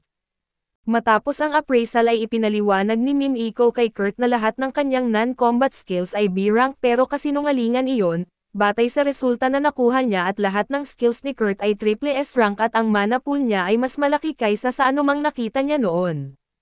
Masaya si Mimiko na siya ang nagsagawa ng aptitude test dahil kung malaman ng iba kung gaano kalakas si Kurt, magiging pambansang sakuna ito sa katunayan at baka kailanganin pang patayin ang sinumang makakarinig ng tungkol dito, na masamang balita para kay Kel dahil narinig niya ang lahat. Makalipas ang ilang sandali ay namangha si Kurt sa bilis ng karwahe na sinasakyan niya, ipinaliwanag ni Ulisha na ang karwahe na iyon ay inayos gamit ang espesyal na kapangyarihan ng isang Eatermeister at dagdag pa ni Liz, wala kasing teleportation stones sa border town na pupuntahan nila. Tungkol naman sa bayang iyon ay naalala niyang isa itong base militar sa hangganan ng lupain ng mga demonyo, bagaman wala pang naitalagang bagong gobernador. Isa itong napakahalagang lungsod na tumatanggap ng tulong mula sa alyansa. Ipinagmalaki naman ni Danzo na sila ang magiging personal na adventurers ng bagong tayo na grupo ng 8 sa ganoong kahalaga na lungsod. Pagkasabi nun ay tinanong ni Kurt kung ano ang gagawin nila kay Bin-Up, at sinabi ng samurai na siya na ang bahala roon. Nang palitan ang usapan ay gusto niyang malaman kung anong klaseng tao ang Meister, dahil nahirapang ipaliwanag ni Ulisha at napagtanto ni Senna na marahil hindi sila kinuha para sa galing nila kundi para mapatahimik lang, pero kung kinakailangan ay gagawin niya ang lahat para protektahan ang kanyang kapatid at si Danzo. Ilang oras ang lumipas ay dumating ang karwahe sa pader na tinulungan ni Kurt ayusin ilang araw na ang nakalipas, at doon siya nakaramdam ng lungkot at tinanong siya ni Liz kung bakit. At ipinaliwanag niya na tumulong siya sa pagkukumpuni ng pader pero tinanggal siya sa trabaho matapos ang 3 araw. Nakakatuwang isipin na tila wala masyadong nangyari sa proyekto matapos siyang umalis at ipinagpalagay ni Ulisha na baka inaayos nila iyon sa ibang paraan, hindi na sila nag-aksaya ng oras at dinala ni Ulisha ang grupo sa isang lugar na magiging base ng grupo nila, tumutol ang grupo dahil para lang daw itong bakanteng lote. Ipinaliwanag niya na maghihintay sila sa inn hanggang sa maging handa ang lahat. Pagkasabi niyon ay tinanong niya si Kurt kung kaya ba nitong buuin ang base ng mag-isa, isang tanong na ikinagulat ng buong grupo at ipinaliwanag ni Kurt na kaya niyang gumawa ng log cabin, pero ang gumawa ng buong base sa loob ng isang araw ay tila imposible. Sumang-ayon sina Kans, Danzo at Sena na iyon ang pinakamalupit na narinig nilang plano kaya't sinabi ni Kurt na kailangan niya ng 2 araw para matapos ang trabaho, at muling napanganga ang grupo at ipinaliwanag ni Julie na pwedeng tumagal si Kurt ng kahit gaano katagal at ibibigay sa kanya ang lahat ng materyales na kailangan. Dahil dito ay gumawa si Kurt ng listahan ng mga kailangan niya at iniabot ito sa babae kasama sa listahan ang mga bagay tulad ng amethyst, sapphire at griffon feathers. Nang mapansin na parang may hinala si Sena tungkol sa isang bagay ay inanyayahan ni Julie ang lahat papunta sa inn upang hindi maistorbo si Kurt sa paggawa, at pinaalalahanan siyang bumalik sa inn tuwing kailangan niyang kumain at magpahinga. Pagdating doon ay pinapaupo ni Yulisha ang lahat para sabihin ang isang mahalagang bagay. Tinanong ni Sena kung iyon na ba ang tungkol sa nangyari sa loob ng kuweba. Pagkatapos ng lahat si Kurt lang ang tumalo sa mga Iron Dragon Golems. Sinabi ni Kurt na sanay na siya sa pagmina ng mga Iron Golem at sinira lang niya ang mga halimaw gamit ang isang maliit na patalim at habang iniisip ito, hiningi ni Sena kay Julie na sabihin kung sino ba talaga ang lalaking iyon at kung sino rin ba talaga si Liz. Unang nagpakilala si Julie bilang isang adventurer na dati ay naglingkod sa royal family, sumunod namang nagpakilala ang isa pang babae bilang si Liz Lotham Eros. Ipinakita niya ang palamuti sa kanyang patalim at ibinunyag na siya pala ang ikatlong prinsesa ng kaharian subalit pansamantalang itinatago ang kanyang pagkatao dahil sa ilang dahilan. Dahil dito ay tinanong ni Sena kung si Kurt rin ba ay may dugong maharlika, ipinaliwanag ni Julie na hindi siya maharlika ni hindi rin siya kabilang sa mga ito, sa katunayan wala siyang ideya kung sino talaga ang binatilyong iyon. Ang alam lang nila ang lahat ng kakayahan ni Kurt sa pakikipaglaban ay nasa ranggong G, pero ang mga kakayahang walang kinalaman sa pakikipaglaban ay puro ranggong SSS katulad ng transportasyon at pagmimina. Subalit maging si Kurt ay walang kaalam-alam dito dahil sinadya nilang itago ito sa kanya, at pinaniwala siya na nasa ranggo C o bilang siya at ang malaking tanong ngayon ay si Kurt Hopkins ang magiging bagong Etirmeister doon, pero kailangan ding manatiling lihim iyon. Nagalit si Sena at kinwestiyon kung bakit nila nililin lang ang bata. Ipinaliwanag ni Yulisha na kahit sabihin pa nila ang totoo kay Kurt at malamang ay hindi rin siya maniniwala, ang mas mahalaga ay hindi nila alam kung may ibang taong magtatangkang samantalahin ang kakayahan ni Kurt kapag nalaman ng lahat ang totoo. Sa narinig ay ibinagsak ni Sena ang kamay sa mesa at iginiit na sila mismo ang nanamantala kay Kurt, niyakap siya ng kapatid niya upang mapakalma siya, ibinigay ni Danzo ang pahintulot kay Yulisha na ipagpatuloy ang kwento. Ipinaliwanag ni Lizelot na nabasag ni Kurt Hopkins ang sumpa sa kanya gamit lang ang simpleng lutong lugaw. Idinagdag ni Julie na may tao na naghahabol sa prinsesa kaya't pinili nila na sa bayang ito sa hangganan magtayo ng Etlir upang matukoy kung sino ang kalaban sa likod ng pagtugis. Gayunman ay patuloy pa ring nagrereklamo si Sena dahil wala ni kaunting kaalaman si Kurt tungkol dito. Sinabi naman ni Liz na wala rin ideya si Kurt kung sino talaga siya, pero noong nalaman nitong may sumpa siya at niligtas siya nito nang hindi humihingi ng kapalit. Ayon kay Yulisha ang binatilyo ay dalisay at inuuna palagi ang kapakanan ng iba, kaya nais nila siyang protektahan at iyon ang dahilan kung bakit nila hiningan ng tulong ang Sakura Group para panatilihing ligtas si Kurt at itago ang lihim na ito. Sa narinig na komplikadong kwento ay napayuko ang grupo ng Sakura sa pag-iisip at ilang sandaling natahimik. Ang unang nagsalita ay si Danzo na nagsabing ang tungkulin ng isang knight ay sundin ang royalties, ngunit bilang mga adventurer na wala silang ganoong obligasyon, gayunpaman mga kasama pa rin sila na posibleng mamatay katabi ni Kurt kaya't magkakaibigan sila. Sang-ayon si Kans at idinagdag na hindi naman kailangan ng dahilan para tumulong sa kaibigan, sa huli si Sena na lang ang hindi pa sigurado at sa katunayan, saglit pa lang silang magkakilala ng mga babaeng iyon para isumpa agad ang kanilang espada sa kanila.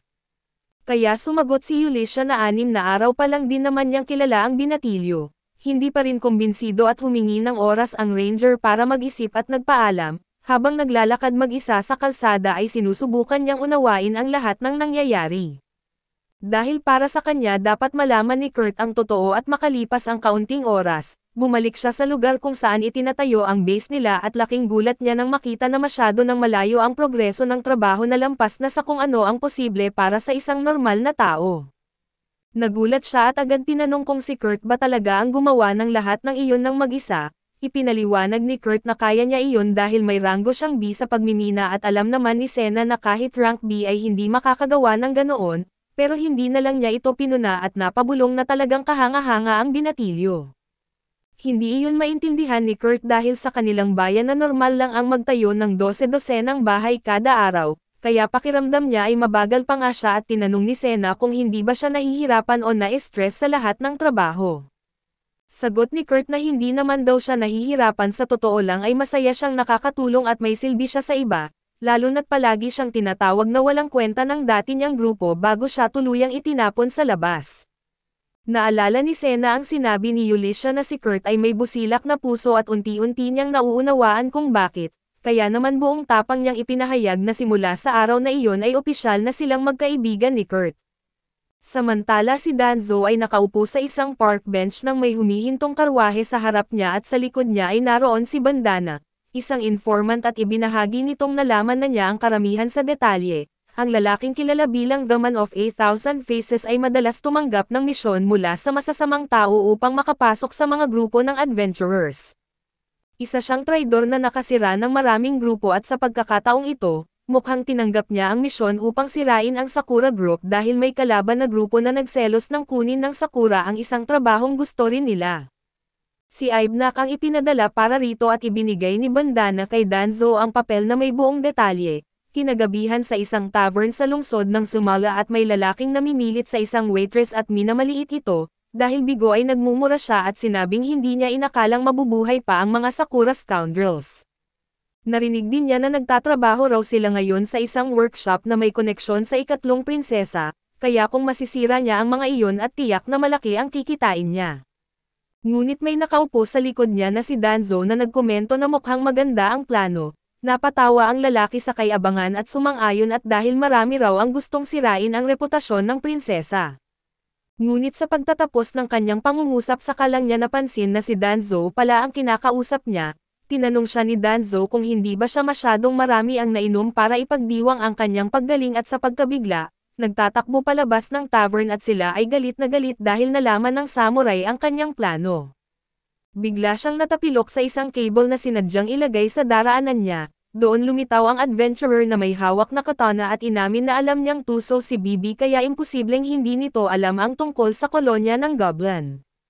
Nanumpa si Byok na wala siyang alam at nakiusap na huwag siyang saktan dahil naging magkakampi naman sila noon, ngunit inilapit ni Danzo ang kanyang espada sa leeg ng lalaki at malinaw na sinabi na ang sinumang dating miyembro ng Sakura ay hindi dapat lalapit sa mga taong itinuturing ng samurai bilang tunay na kaibigan, kung hindi ay puputulan siya ng walang pag-alinlangan.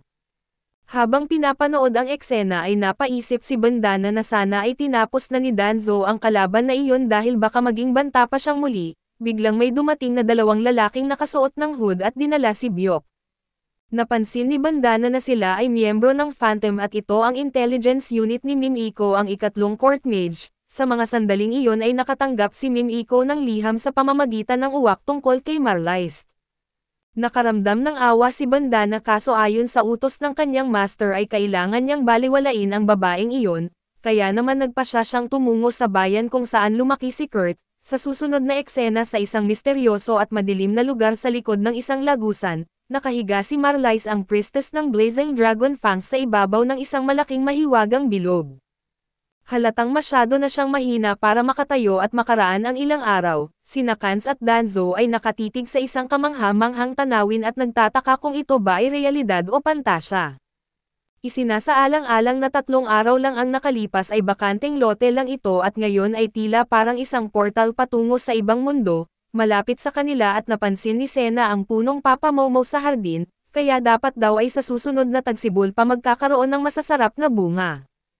Pero sa hindi maipaliwanag na dahilan ay namumunga na agad ang puno, samantala ay tumatakbo si Liz sa likod bahay habang ibinabalita na ito na raw ang magiging love nest nila ni Master Kurt, pagkatapos makita na pumasok na ang mga kaibigan sa workshop at nagsisi si Kurt na hindi siya nakapaghanda ng maayos na pagtanggap.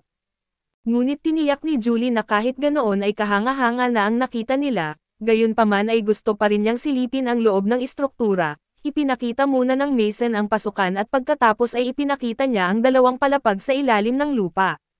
Bukod pa rito ay ipinaliwanag niya na lahat ng tubig sa mansyon ay mula sa sistemang nilikha niya roon. Namangha si Yulisha at tinanong kung ano ang bagay na parang tangke at ipinaliwanag ng binatilyo na ginamit niya ang mga sapphire para gawing magic crystals at nilikha ang isang makina na kayang gumawa ng tubig. Gumamit din siya ng quartz magic crystals para sa ilaw.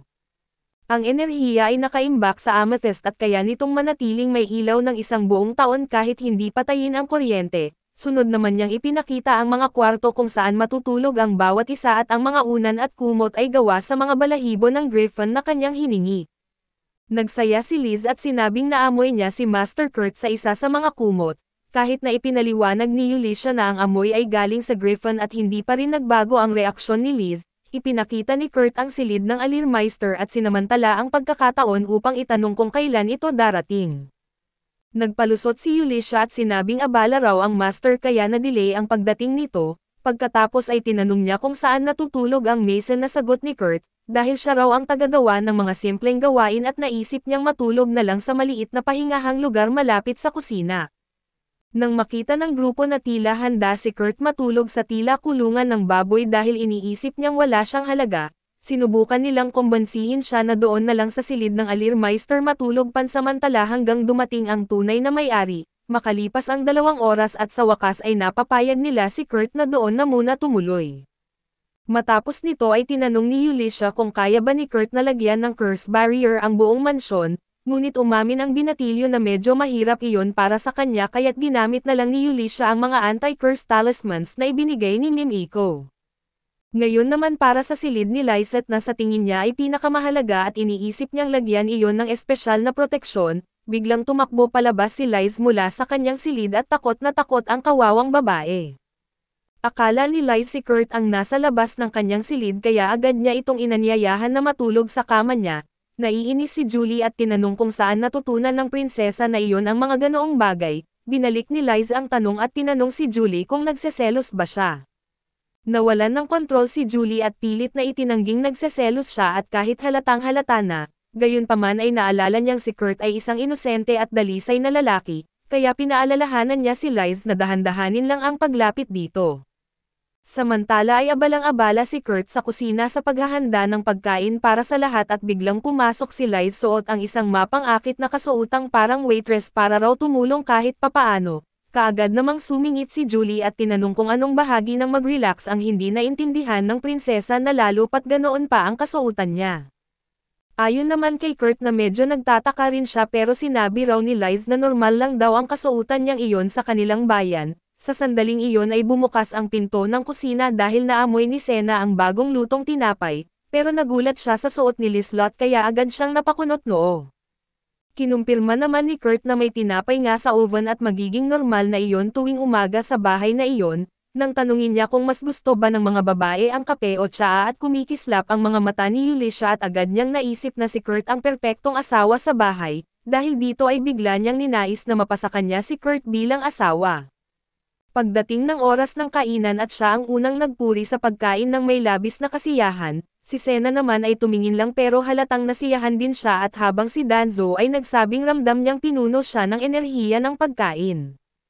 Nang tanungin kung nasaan si Kurt ay ipinaliwanag ni Liz na lumabas ito upang maglinis at may dala itong basahan at ayon kay Kurt, may kung sino raw na nagsulat-sulat sa loob ng mansyon.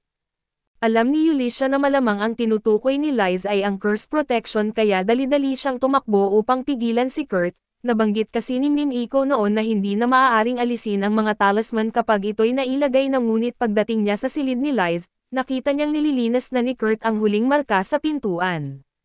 Nang tanungin niya kung sino raw ba ang gumawa ng kalat sa koridor, napaluhod si Yulisha sa lungkot at ipinaliwanag na iyon ay gawa ni Rabisky na isang misteryosong tao na madalas banggitin sa mga tsismis. Ayon kay Yulisha malamang ay nakita ni Rabisky si Liz at isinulat ang mga marka para lang makuha ang atensyon niya. Naniniwala si Kurt sa kwento at nagkomento na laging may siraulo para sa lahat ng bagay, pero mas mabuti raw na sabihin ito kay Liz. Dahil dito ay napaisip si Julie na kahit hindi niya nabanggit ang tungkol sa mga assassin na humahabol kay Liz, ngayon na wala na ang mga talisman at ilang araw pa bago dumating si Mimiko, kailangan niyang makahanap ng ibang paraan para maprotektahan ang prinsesa.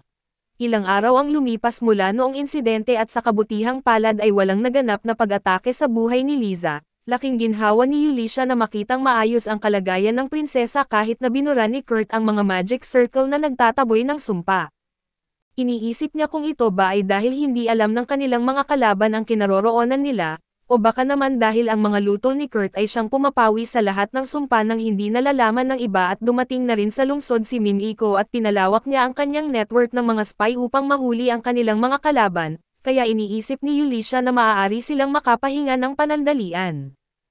Pagkatapos ay tumikim siya ng cake na ginawa ni Kurt at nawalan siya ng katinoan sa sobrang sarap nito. Pinuri rin ni Liz ang cake at sinabi ni Kurt na ginamit niya ang rice flour sa paggawa nito at sinabi ni Liz na mahusay si Kurt sa paggawa ng mga pagkain mula sa bigas, dahil ang kanyang rice porridge ang siyang nag-alis ng kanyang sumpa.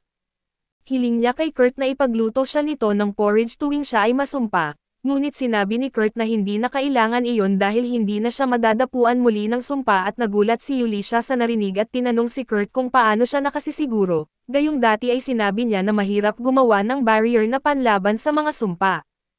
Ipinaliwanag ni Kurt na mahirap nga gumawa ng barrier sa loob ng gusali dahil ang mismong gusali ay isang barrier na sumasalamin sa lahat ng sumpa, hindi siya makakagawa ng isa pang barrier sa loob nito kaya niya nasabi noon ang ganoon at dagdag pa niya, binago niya ng kaunti ang function ng barrier.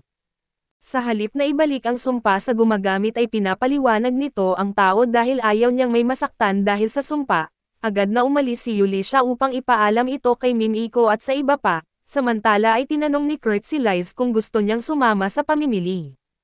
Nalungkot si Liz sa narinig dahil kahit gustong-gusto niyang sumama, hindi siya maaaring lumabas ng gusali para manatili sa kaligtasan at sa kabilang banda. Sina General Alred at ang kanyang assistant ay nagpapatrolya sa mga pader ng lungsod dahil sa makapal na fog na nakapalibot dito. May kutob ang general na may masama na mangyayari ngunit sinabi ng kanyang assistant na hindi dapat sila masyadong mag-alala dahil maayos na na-repair ang mga pader ng lungsod, paalala pa niya na siya mismo ang nagsilbing project supervisor. Sinagot naman siya ng general na ginawa niya iyon upang masisigurado na walang mga spy ng kalaban ang gumawa ng kasiraan sa seguridad ng lungsod, samantala sina Mimiko, Elia at Yulisha ay nakakita ng isang gumagamit ng sumpa na patuloy na nagliliwanag kahit napatay na. Sinabi ni Mimiko sa kanila na patay na ito at nang matagpuan ng mga spy niya ang lalaki, sinabi ni Elia na nakagawa si Kurt ng isang napakalakas na barrier na sumasalamin ng sumpa, kahit patay na ang target at sabi niya na kung makikipagtulungan ng lubusan si Kurt sa kanila, maaari nilang malutas ang problema sa loob lamang ng isang araw. Ngunit tumutol si Yulisha dahil ayaw niyang ilagay sa panganib si Kurt, biglang narinig nila ang alarma ng lungsod na tumutunog dahil papalapit na ang isang hukbo ng mga kalansay na halimaw sa pader ng lungsod. Natarante sina General Alred at ang kanyang assistant sa nakita pero agad nilang tinipon ang mga sundalo. Nagpasya si Alred na manatili at ipagtanggol ang lungsod kahit ikakamatay niya at inutusan niya ang kanyang assistant na ilikas ang mga tao, ngunit biglang naglakad ang mga kalansay papasok sa pader at naglaho. Nalito ang lahat sa nangyayari at pati na sina Yulisha at ang iba pa nang matanggap nila ang ulat mula sa mga spy, biglang naisip ni Yulisha na naglalaho ang mga halimaw matapos silang maabsorb ng kanlurang bahagi ng pader, ang bahagi na ni-repair ni Kurt. Hindi nagtagal ay naabsorb ng pader ang unang grupo ng mga halimaw ngunit marami pang paparating, ang nasa likod ng pag-atake ay si Marlies at ang healer ng dating party ni Kurt na ipinatapon ng bishop matapos maaresto ang kanilang party leader. Sinubukan ni Marlies ipaliwanag na wala siyang kinalaman doon kaso sinabi ng bishop na nagdala siya ng kahihiyan sa simbahan, gayunpaman ay binigyan siya ng pagkakataon para makabawi at ma-promote bilang opisyal na pari. Sabik si Marlies na malaman ang misyon kaya't binuhusan siya ng bishop ng mamahaling alak. Pagkatapos niyang inumin ang alak ay sinabi ng matabang bishop na ang misyon niya ay patayin si Prinsesa Liz, nabigla siya sa narinig at sa sumunod na sandali ay sinapian siya ng isang sumpa at ipinaliwanag ng bishop na ang alak ay may sumpa at ngayon, hindi siya maaaring kumain o uminom ng kahit ano maliban sa tubig hanggang hindi niya napapatay si Liz. Tinanggap ni Marlies ang misyon at iniisip na dapat niyang sundin ang bishop dahil ito ang kinatawan ng kanilang Diyos, ngunit hindi nagtagal ay napagtanto niya na ang bishop pala ay nakipagkasundo sa isang demonyo upang patayin si Lies, ngunit huli na para bawiin ang kanyang desisyon. Sa kasalukuyan ay sinisipsip ng demonyo ang kanyang magic power upang makapagpatawag pa ng mas maraming kalansay, at napagtanto ni Marlies na ginawa siyang sakripisyo. Kinabukasan ay ikinwento ni Yulisha kina Lies at Kurt ang pag-atake ng mga skeleton monsters na nanggagaling sa mga kalapit na guho. Sinabi niya na kapag nadikit ang mga skeleton sa pader ay sila ay nawasak. Sumagot si Kurt na karaniwan na sa kanilang nayon na kapag nadikit ang skeleton sa pader at ito ay na-purify at hindi na rin nagulat si Yulisha dito. Ngunit alam niya na isang katlo lamang ng pader ang na-repair ni Kurt at ang natitirang bahagi ay nananatiling vulnerable sa mga halimaw. Biglang nagkaroon ng ideya si Yulia at sinabi niya kina Lies at Kurt na manatili sa loob ng gusali habang siya naman ang pupunta sa mga guho upang linisin ang pinagmumulan ng mga halimaw. Nag-volunteer si Kurt na sumama kay Yulisha, ngunit sinabi nito sa kanya na hindi siya marunong lumaban at ang pangunahing tungkulin niya ay protektahan si Lies. Pagkatapos ay pumunta si Yulisha sa bagyo at kinuha ang mga magic crystal na ginawa ni Kurt dahil kasama ito sa plano niyang gamitin laban sa mga halimaw. Sumunod nito ay dinala ni Yulisha sina Mimiko at Ophelia sa barracks ng mga knight kung saan abala si Alre sa pag-iisip ng estratehiya para ipagtanggol ang lungsod. Nagulat si Alre nang makita ang maraming matataas na tao roon at ipinaliwanag ni Yulisha na naroon silang lahat upang tiyaking ligtas si Prinsesa Lies. Agad na dumiretso si Yulisha sa pakay at sinabi kay Alre na kailangan niyang maliligaw ang mga halimaw at buksan ang 100 papunta sa guho para siya na ang makakasira sa pinagmumulan ng problema. Sinabi ni Alre na masyadong delikado iyon pero ipinakita ni Yulisha sa kanya ang mga magic crystal at sinabi na sapat na ang mga iyon para matapos ang trabaho. Pumayag si Alre na sundin ang plano niya ngunit nagpasya siyang sumama rin sa pagsalakay sa guho kasama si Yulisha, habang iniiwan ang pagtatanggol sa lungsod sa kanyang deputy. Pumunta sila sa tarangkahan ng lungsod at nadatnan ang isang napakalaking hukbo ng undead monsters sa harapan nila. Sinabihan ni Yulisha ang lahat na ipikit ang kanilang mga mata habang inihagis niya ang isang magic crystal sa mga ito. Sa oras na mapadikit ang crystal sa isang zombie ay naglabas ito ng matinding liwanag na agad nag-purify sa lahat ng mga halimaw sa paligid, pati si Yulisha ay nagulat sa bisa ng magic crystal, ngunit wala siyang oras para magsayang kaya agad siyang sumugod kasama si Alra. Samantala sa workshop ay iniisip ni Kurt kung paano siya makakatulong sa kanyang mga kaibigan laban sa problema ng mga halimaw. Naalala niya ang isang master blacksmith sa kanilang nayon at iniisip niya na kung makakagawa siya ng mga sandata tulad nito, baka makatulong siya. Kaya't nagsimula siyang mag-forge ng isang maikling espada ngunit hindi siya nasiyahan sa kinalabasan. Habang balak na niyang itapon ang espada ay dumating si Lies na hinahanap siya. Naging curious si Lies sa espada na hawak ni Kurt at ipinaliwanag niya na hindi ito lumabas ayon sa inaasahan niya. Pero pwede nitong i-activate ang isang magic spell sa pamamagitan ng pagtaas ng espada sa kanyang ulo. Sinabi ni Lies na gusto niya ang espada kaya ibinigay ito ni Kurt sa kanya bilang regalo. Nagpasalamat si Lies sa kanya pero iniisip ni Kurt na ang kasayahan ni Lies ay pakitang tao lamang at sa totoo ay takot na takot siya. Kaya't nagpa siya si Kurt na kausapin na siya ng direkta at tinanong kung mayroong humahabol sa kanyang buhay. Nalungkot si Lies sa narinig at kinumpirma ito, iginiit na siya ay nagdudulot ng malaking problema sa kanyang mga kaibigan dahil dito. Idinagdag pa niya na kaya nga ngayon ay pumunta si Yulisha sa kanlurang guho upang pigilan ang mga taong humahabol sa kanyang buhay. Biglang naalala ni Kurt na minsan na siyang nakapunta sa parehong guho kasama ang dati niyang party at iyon ang perpektong lugar para gumuhit sa mga pader. Iniisip niya na ang humahabol sa buhay ni Liza ay ang maliit na graffiti monster na ikinwento sa kanya ni Yulisha, at nagtatanong siya sa sarili kung ganoon na ba siya ka-weak na hindi niya kayang labanan iyon. Sinabi ni Liza sa kanya na gusto rin niyang labanan ang kanyang mga kalaban para hindi na kailanganin ng kanyang mga kaibigan na ilaan ang kanilang buhay para sa kanya. Nakaramdam ng simpatiya si Kurt dahil nararamdaman din niya ang kanyang kawalan ng lakas. Sinabi niya kay Lies na dapat silang pumunta sa guho at talunin ang halimaw ng sila mismo ngunit nag-alangan si Lies sa ideya. Sinabi niya na napapalilibutan ng mga halimaw ang lungsod mula sa lahat ng direksyon, ngunit sinabi ni Kurt na lagi namang may paraan para makarating sa guho at harapin ang kanilang mga kalaban.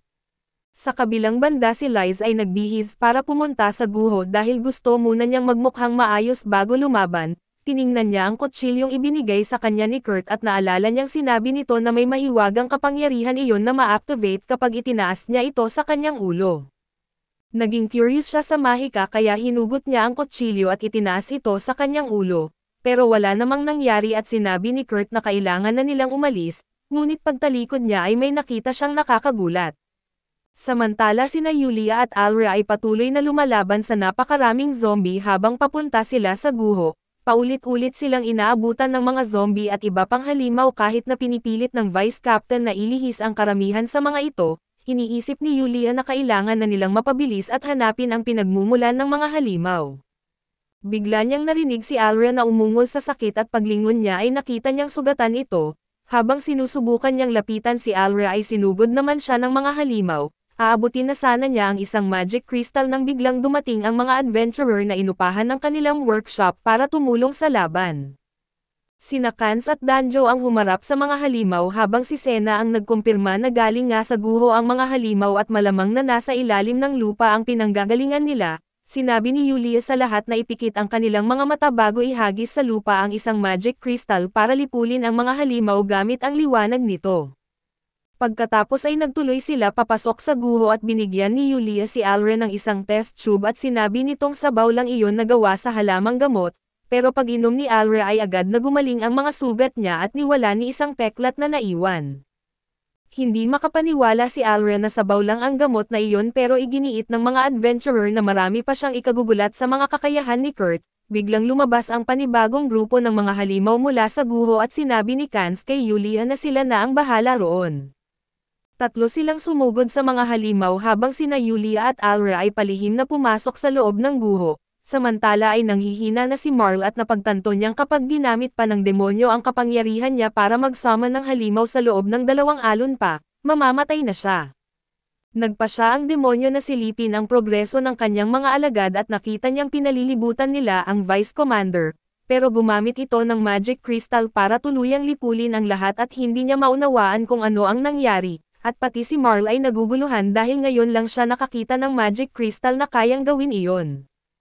Nalaman ng demonyo na may 2 tao na nakapasok sa guho kaya naisip niyang kailangan niyang personal na salubungin ang mga ito, samantala sina Yulia at Alra ay nakarating na sa gitna ng guho at natagpuan nila ang silid kung saan nagmumula ang mga halimaw.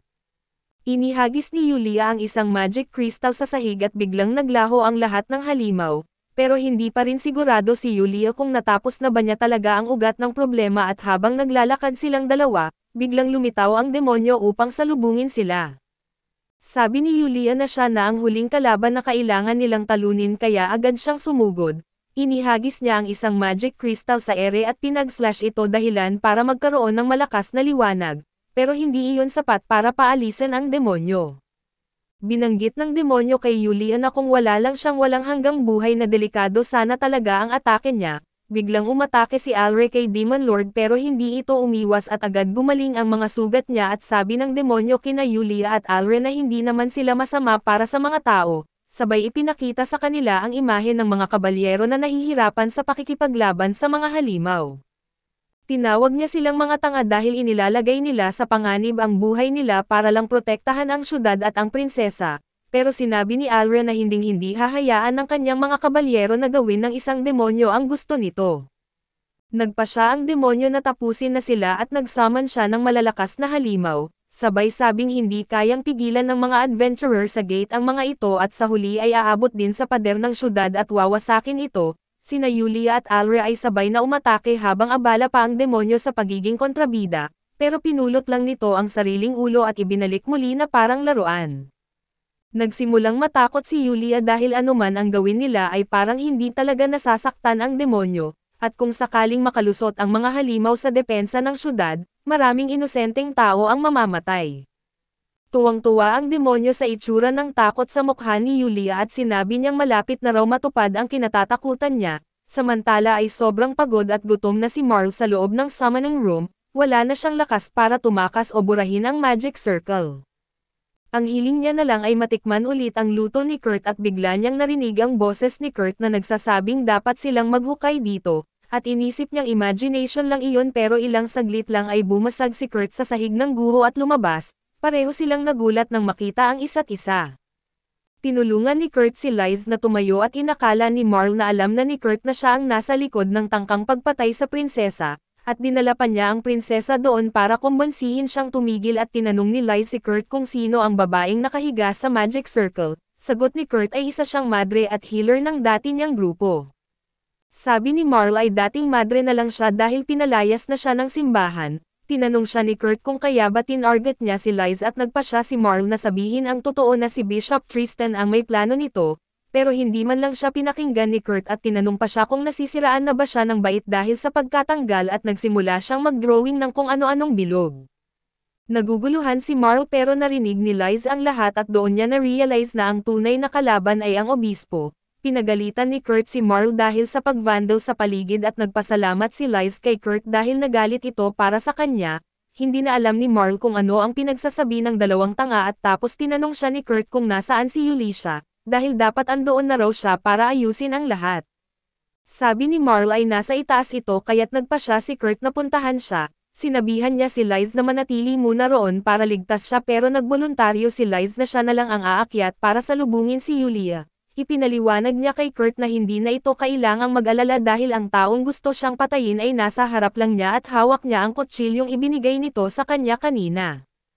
Pagkaalis ng prinsesa ay napaisip si Marl kung gaano ba kabobo si Kurt para papadalhin ito sa tiyak na kamatayan, pero pagkatapos ay kinuha ni Kurt ang isang map para panasan ang Magic Circle at akala ni Marl ay hindi niya ito magagawa, pero nilinis ni Kurt ang Magic Circle sa isang hagod lang at agad itong nasira. Nararamdaman din ito ng demonyo at napilitan siyang umiwas sa atake nina Yulia at Alre dahil hindi na siya immortal. Napansin ito ng dalawa kaya't sinubukan ni Yulia na gumamit ng magic crystal laban sa kanya, pero mabilis itong pinatalsik ng demonyo mula sa kamay niya. Idineklara ng demonyo na papatayin na niya sila agad pero biglang dumating si Liz. Nagulat ang lahat sa pagdating niya pero hindi na nagsayang ng oras ang demonyo at agad siyang sinaksak ng direkta sa puso. Bumagsak si Liz sa lupa at nagpanik si Yulia at tumawa ang demonyo at sinabing tanga raw ang prinsesa dahil tinulungan pa siya nitong matapos ang kanyang misyon, pero biglang nagliwanag ang katawan ni Liz at naging mga paru-parong gawa sa liwanag. Lahat ay naguluhan sa nangyari at doon lumitaw ang tunay na Liz sa likod nina Yulia at Alra.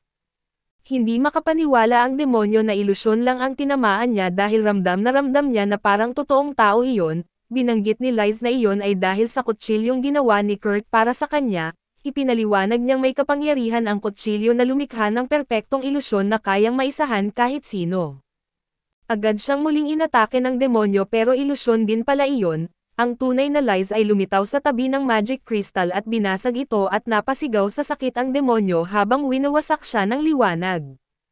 Narinig ni Kurt ang sigaw mula sa ibaba at nagtatakang tanong niya at ano na naman ang nangyayari. Samantala ang mga halimaw na nasaman ng demonyo ay bigla ring naglaho kasabay ng kanyang pagkamatay, lahat ay nakahinga ng maluwag. Gayunman ay galit si Yulia kay Liz dahil nilagay nito sa panganib ang sarili niya at pumunta pa sa guho. Pinagsabihan niya ito at agad namang humingi ng tawad si Liz at sabay sabing pakiramdam niya ay kailangan niyang gumawa ng paraan, pero sinabi ni Yulia na hindi na kailangan ng paghingi ng tawad dahil totoo namang niligtas sila ni Liz. Sumang-ayon si Alra at nagpasalamat sa prinsesa dahil sa pagligtas ng kanyang buhay, pero sabi ni Liz na huwag na siyang tretuhing parang royalties at sinabi niyang pareho nilang ginawa ang lahat para protektahan ang syudad at nangakong bibigyan sila ng gantimpala. Agad namang humiling si Alra ng napakaraming alak para makapag-party sila ng mga kasama niya. Samantala sa basement, natapos na ni Kurt ang paglilinis ng Magic Circle at si Marl ay gutom na dahil sa sumpang nasa kanya. Narinig ni Kurt ang pag-ugong ng tiyan niya at inalok siya ng mga rice ball na siya mismo ang nagluto. Akala ni Marl ay may susuka lang din niya ang pagkain dahil sa sumpa, pero gusto pa rin niyang matikman ang luto ni Kurt kahit sa huling pagkakataon, pagkakagat niya sa rice ball at laking gulat niya dahil sobrang sarap nito at agad ding nawala ang sumpa. Hindi makapaniwala si Marl pero bigla na lang nagkaroon ng saysay sa kanya kung paanong nabubure ni Kurt ang Magic Circle. Napagtanto niyang si Kurt ang talagang nagpoprotekta sa grupo nila simula pa noon, pero hindi nila ito pinahalagahan. Napaiyak siya sa pagsisisi at humingi ng tawad kay Kurt at sinabi naman ni Kurt na ayos lang iyon dahil natuto na siya sa pagkakamali. Biglang dumating sina Liz at Yulia pero bago pa man sila makalapit kay Marl, may dalawang especially iya mula sa Mimiko na lumitaw mula sa butas para arestuhin si Marl. Habang kinukuha siya ay umaasa si Marl na ipagtatanggol siya ni Kurt, pero ang sabi lang nito ay dadalan siya ng paborito niyang tinapay kapag nasa kulungan na siya at pagkatapos ay nagkumustahan sina Liz at Kurt at hindi makapaniwala si Yulia na ang dalawang walang alam na ito ang talagang nakapagsalba sa kanya, niyakap niya sa balikat si Kurt at sinabi na umuwi na sila.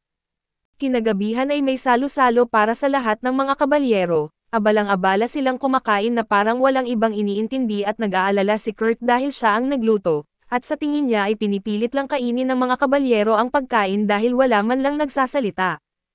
Kinabahan siya at tinanong kung gusto ba nilang iba ang ihanda niya pero sinabi ni Alra na wala siyang dapat ipag-alala dahil sobrang sarap ng pagkain kaya hindi makapag-concentrate ang mga kabalyero sa kahit ano pa. Tuwang-tuwa si Kurt at inisip niyang mabait talaga ang supervisor niya sa dating trabaho sa konstruksyon. Pero laking gulat niya nang malamang ang supervisor pala ay ang general ng syudad. Tinanong siya ni Alra kung gusto ba niya ang syudad at sagot ni Kurt ay sobra daw, kasi maganda at maayos ito at sabi niya siguro dahil iyon sa mahusay na pamamahala ng general. Biglang dumating ang assistant at binanggit na pangit mag-manage si Alra at tinulak na lang siya ni Alra para manahimik. Biglang may fireworks show na nagsimula at nabighani ang lahat at natuwa si Kurt nang marinig ang mga papuri nila, lalo na't siya ang naghanda ng fireworks. Bigla ring napansin ni Alra at ng assistant niya na gumaling na ang mga sugat nila mula sa laban kanina. Tinanong ni Kurt kung bakit sila nagugulat at sabay sabing common sense naman daw na nawawala ang sugat pagkatapos ng masarap na pagkain.